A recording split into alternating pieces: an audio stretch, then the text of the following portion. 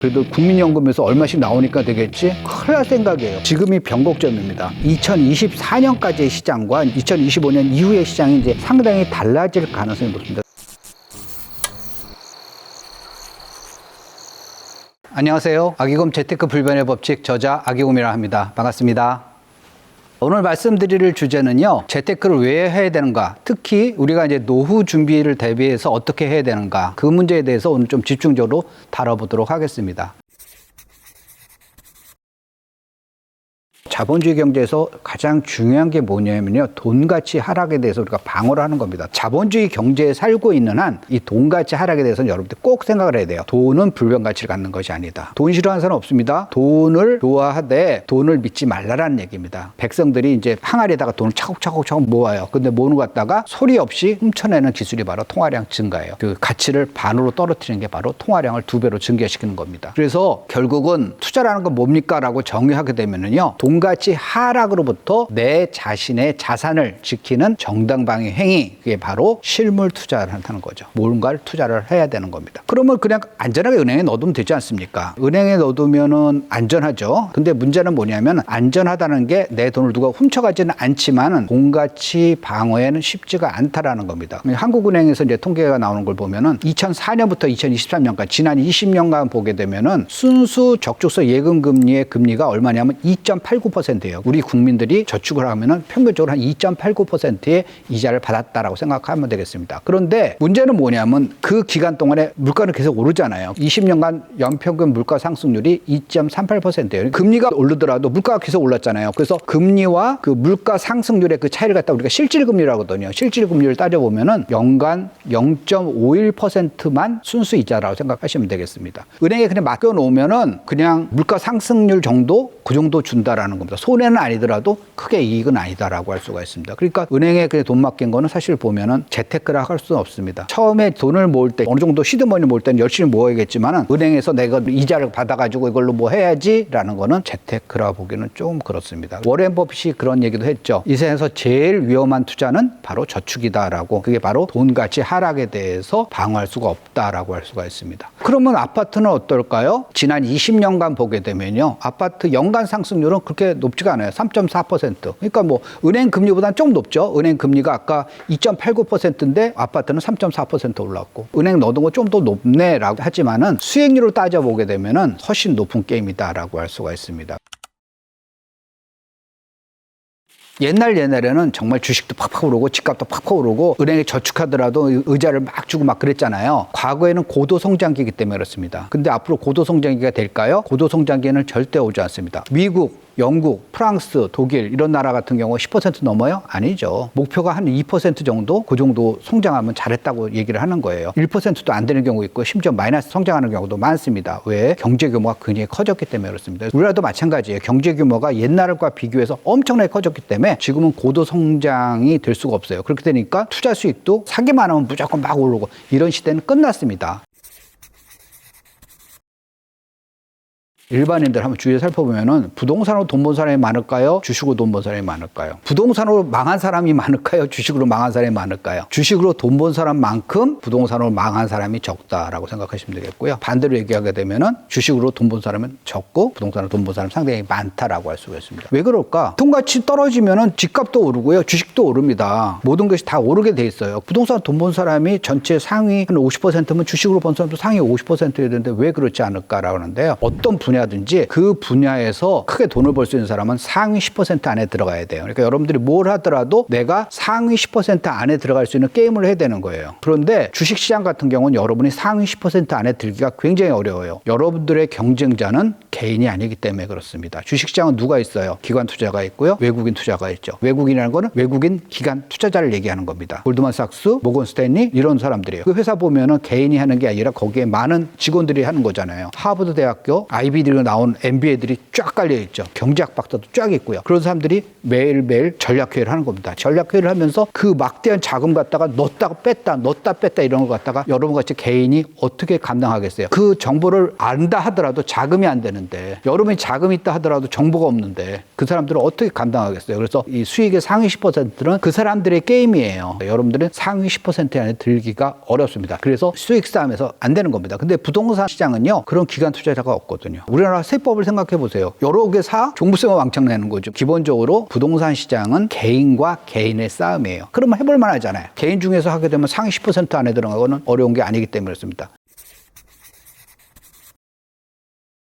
주식 같은 경우는 사실 보면은 굉장히 시간이 많이 걸리잖아요. 투자하는데. 근데 부동산 같은 경우는 시간이 굉장히 적게 걸리죠. 계약하는데 한 번, 팔 때 한 번. 그 정도만 신경 쓰면 되는 거니까. 그러니까 그런 편에서 보게 되면은 주식 투자 같은 경우는 이제 여러분들이 노후 관리할 때 조금 문제가 되고요. 또 하나는 변동성이 굉장히 커요. 변동성이 크기 때문에 젊었을 때는 내가 주식 투자하다가 손실이 만회할 수가 있어요. 시간이 충분하죠. 그 다음에 여러분들 소득이 있잖아. 충분한데 만약에 내가 10억 갖고 은퇴했어. 근데 10억 갖고 조금 부족할 것 같다. 이걸 내가 주식 투자 잘해가지고 20억 만들어야지. 그리고 이제 10억 꼴랑 다 집어넣은 거예요. 반토막이 나가지고 5억 남았어. 그러면 어떻게 돼? 여러분이 이게 달라지는 거예요. 여러분의 주거지도 달라지고 먹는 음식도 달라지고 인생의 여정이 달라지는 거예요. 10억을 자산 갖고 은퇴한 사람하고 5억의 자산을 갖고 한 사람하고는 삶의 질이 확 달라지거든요. 은퇴 이후에는 여러분들이 주식뿐만 아니라 변동성이 많은 자산은 좀 투자하지 않는 게 좋아요. 아주 신기하게도요, 전 세계에서 암호화폐에 대해서 제일 많이 거래하는 데가 대한민국이에요. 전 세계에서 달러로 거래되는 암호화폐보다 원화로 거래되는 암호화폐가 더 많대요. 우리나라 사람들이 암호화폐에 대해서 너무 과몰입하고 있다라고 할 수가 있습니다. 그래서 그건 약간 여러분들이 냉정하게 좀 생각해 볼 필요는 있습니다. 비트코인이 뭘까요? 비트코인의 기본 사상이 뭘까요? 한국으로 말하면 한국은행, 미국으로 하면 이제 FRD죠. 미국 중앙은행의 발권자가 막 돈을 발행하는 거 보면은 통화량이 그만큼 늘었기 때문에 돈 가치가 떨어져가지고 사람들이 내 자산을 빼서가라고 생각하는 거니까 비트코인이라는 걸 누군가가 만든 거잖아요. 비트코인이라는 게 전체 발행량이 2,100만 개를 넘을 수가 없어요. 그건 알고리즘을 이렇게 만든 거죠. 그러니까 내가 비트코인을 사고 싶어 그러면 누군가 갖고 있는 비트코인을 사야 되는 거예요. 그것이 다 발행이 되려도 2,100만 개를 넘을 수가 없거든요. 그러니까 실제로 가치가 보존되는 거죠. 그런 측면에서 만든 게 바로 비트코인이에요. 그게 비트코인의 기본 사상입니다. 그런데 그렇게 생각하면은 굳이 비트코인을 살 필요가 또 있을까라고 생각해 보세요. 잘 생각하세요. 비트코인하고 그 기본 사상 똑같은 게 뭐예요? 금이 있을 수 있죠. 금 같은 경우 누가 그걸다가 막 만들 수가 있는 게 아니잖아요. 전 세계에 금이 얼마나 있어요. 아직 채굴하지 않은 금까지 해가지고 24만 톤밖에 없어요. 금하고 비트코인하고 성격이 같습니다. 비트코인은 그래서 우리가 디지털 금이라고 하고요. 땅도 한번 생각해보세요. 땅을 누가 만들 수 있어요? 대한민국 땅을 갖다가 생산할 수 있어요? 없잖아요. 그러니까 그게 계속 만들어지 없는 거 바로 그런 실물 투자도 비트코인은 같다라는 겁니다. 그래서 이제 부동산 끝이야. 금 투자도 끝이야. 비트코인 해야지 하는 사람 보면은 왜 그렇게 생각하지? 이게 맥락이 같은 건데. 라는 거죠. 더 나가서 이 세상에 암호화폐가 비트코인 하나만 있으면 할만하죠. 근데 뭐예요? 많잖아요. 이더리움도 있고 얼마 전에 루나인가 뭐 이런 거 막 만들었잖아요. 그런 알트코인이 많이 만드니까 결국은 뭐예요? 또 하나의 중앙은행이 생긴 거죠. 또 하나의 발권자가 생겨가지고 너도 나도 막 하는 겁니다. 막 만들어가지고 하게 되면 어떻게 돼요? 결국은 그 발권자만 부자 만들어주는 거예요. 여러분들이 부자 만들어주는 겁니다. 그러면 이제 노후 대책을 어떻게 하란 말입니까? 여러 가지가 있어요. 그러니까 가장 중요한 거는 본인이 가장 잘하는 걸 하면 되는데 확률적으로 제가 몇십 년간 쭉 지켜보니까 부동산으로 한 사람들이 수익도 높은 편이고 안정적으로 자산을 불리더라라고 할 수가 있습니다. 왜 부동산은 그럴까 하면 몇 가지 이제 특징이 있어요. 첫 번째는 뭐냐면은 부동산 투자는요, 상승률하고 수익률이 다른 아주 신기한 투자 게임이에요. 예를 들어 볼게요. 어떤 사람이 5만 원짜리 주식을 샀어. 그래서 주식 그 6만 원이 됐어. 그러면 상승률이 얼마일까요? 20%죠. 5만 원짜리 사가 6만 원 됐으니까. 수익률이 얼마 될까요? 20%죠. 당연히. 그런데 아파트는 달라요. 아파트는 5억 원 사가지고 6억 원이 되잖아요. 그럼 상승률이 얼마예요? 20%죠. 그런데 수익률은 그보다 높습니다. 왜? 5억 원짜리 아파트를 살 때 내 돈이 얼마 들어갔을까요? 전세를 끼고 사죠. 전세 3억 원을 끼고 내 돈은 2억 들어갔어요. 그러면 결국은 뭐야? 2억 투자해서 1억의 수익이 남았기 때문에 나의 수익률은 50%가 되는 겁니다. 상승률은 20%인데 수익률은 50%야. 만약에 전세가 3억이 아니라 4억을 만약에 전세 꼈다. 그러면 어떻게 돼요? 내 돈은 1억밖에 안 들어갔죠. 1억 투자해서 1억 수익 냈으니까 수익률은 100%가 되는 겁니다. 상승률은 20%라도 수익률은 100%가 되는 거예요. 이런 반론을 할 거야. 그거는 갭투자들 얘기고 나는 실거주자니 결국 실거주 입장에서는 5억 원 사가지고 6억 원 되면 수익률 20%밖에 안 되는 거 아닙니까? 틀렸어요. 왜? 딱 그 집에 들어가 살았잖아. 내가 그거 투자 안 했으면 어떻게 했어요? 딴 데 가서 내가 전세 살고 월세 살아야 되잖아요. 그러니까 결국 내가 실거주로 5억 원짜리 집을 샀다는 거는 이론상으로는 3억 원을 내가 주거비로 쓰고 있는 거고 2억 원을 투자를 하는 겁니다. 그래서 결국 투자 수익률은 마찬가지다라고 할 수가 있습니다. 앞으로 집값이 어떻게 될까요? 지금 우리가 노후 대책을 위해서 집을 사는 게 나을까요? 나는 게 나을까요? 라고 할 때 제가 보여드리는 표예요. 이건 뭐냐면은 IMF 외환위기 사태가 터졌던 1997년부터 지금까지 집값이 어떻게 올라왔는가 갖다가 KB금융에서 발표한 지수를 예쁘게 정리한 겁니다. 집값은 계속 오르지는 않아요. 오를 때도 있고 떨어질 때도 있습니다. IMF 때도 떨어졌고 2004년도 떨어졌고 2008년도 떨어졌습니다. 근데 자세히 보시면 어떻게 돼요? 상승 기간은 굉장히 길고 하락 기간은 굉장히 짧죠. 상승률은 굉장히 크고 하락률은 굉장히 작은 것 갖다가 반복을 한다라는 겁니다. 어떻게 할까요? 다음 달에 떨어질 것 같아, 오를 것 같아. 그게 무슨 의미가 있어요? 그게 의미가 없다는 겁니다. 그러니까 집값이라는 거는 오르고 내리고 오르고 내리고 오르고 내리갔다가 반복하면서 어떻게 돼? 쭉 돈가치 하락만큼 이게 우상향하는 거예요. 돈가치는 매년 계속 떨어지고 있거든요. 돈가치 떨어진다는 게 바로 물가가 오른다는 겁니다. 자본주의 경제에서 살아남기 위해서는 가장 처음 생각할 게 뭐냐면요. 돈가치 하락이에요. 돈가치 하락. 오늘 강의를 통해서 여러분들이 머릿속에 각인을 하세요. 돈가치 하락에서 내 자산을 어떻게 지킬 것인가를 여러분들이 생각을 하시면 되겠다라고 할 수가 있습니다.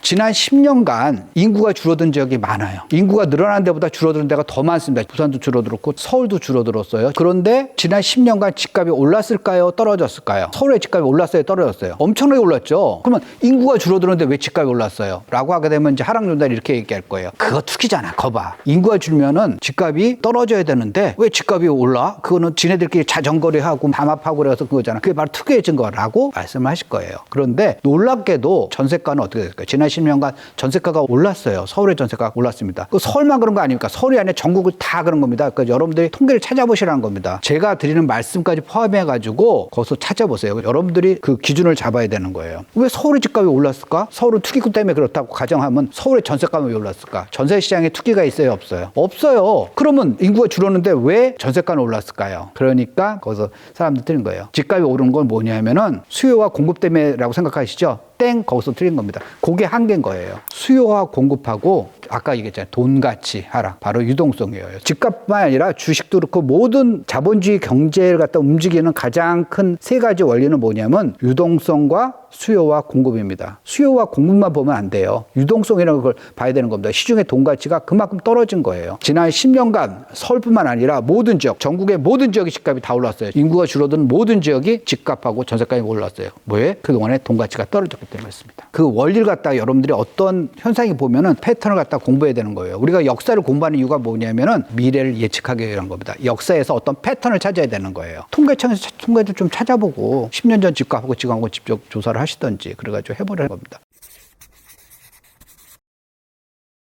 지금 앞으로 시장이 보면은 변곡점이에요. 지금이 변곡점입니다. 올해까지 2024년까지의 시장과 2025년 이후의 시장이 이제 상당히 달라질 가능성이 높습니다. 그래서 지금 이제 변곡점을 좀 지나가고 있는데 그게 뭐 때문에 그러냐면 바로 공급 물량 때문에 그렇습니다. 보통 착공부터 입주까지 이제 3년 걸리거든요. 그러니까 2019년부터 2021년까지 월 평균 착공 물량을 보게 되면은 44,139채예요. 근데 지금 최근 그러니까 2022년부터 시작해가지고 2024년 4월까지죠. 2년 4개월까지를 월 평균 하게 되면은 25,528채. 무슨 얘기야? 착공 물량이 42% 줄었다는 거, 42%. 그 중에서 아파트도 42% 줄고요. 빌라 같은 거는 44% 줄었다는 거예요. 그러니까 결국은 뭐냐면은 올해까지는 공급 과잉 시장이에요. 집값 별로 안 오르잖아요. 그거는 올해까지고 내년도에 가보면은 다른 시장이 펼칠 가능성이 높다. 그래서 그걸 좀 여러분들이 염두에 두시고 투자 측면에서 보게 되면은 언제 사면 될까요? 자, 수익을 내면 어떻게 돼요? 비쌀 때 사야 돼요? 싸게 때 사야 돼요? 쌀 때 사야죠. 3억일 때 사야지 왜 4억일 때 사? 3억에 사는 떨어지면 어떻게 해요?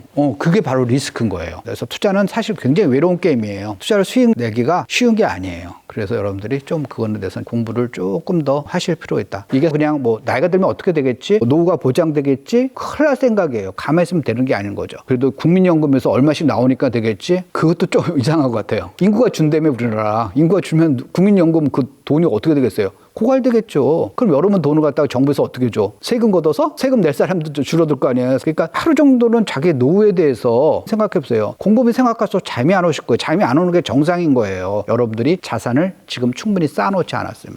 그러면 뭔가를 해야 될 거 아니에요. 본인이 잘하는 거 하시라는 거예요. 부동산이 잘 될 것 같으면 부동산 사시고요. 주식 잘 되면 주식 사시고요. 아, 그것도 싫어. 비트코인 하실 거예요? 비트코인. 아, 그거 싫어? 금 사실 거예요? 금 사시든지 뭔가를 하시라는 거예요. 뭔가를 하시고 가만히 있지 마시라는 거예요. 가만히 있으면 중간 가는 게 아니라 아무것도 안 하는 거예요. 어렵지만 그럼에도 불구하고 뭔가를 해가지고 여러분들이 자산을 키우고 여러분의 노후 대책을 잘 준비를 하라라는 게 제가 여러분에 드리고 싶은 말인 거예요.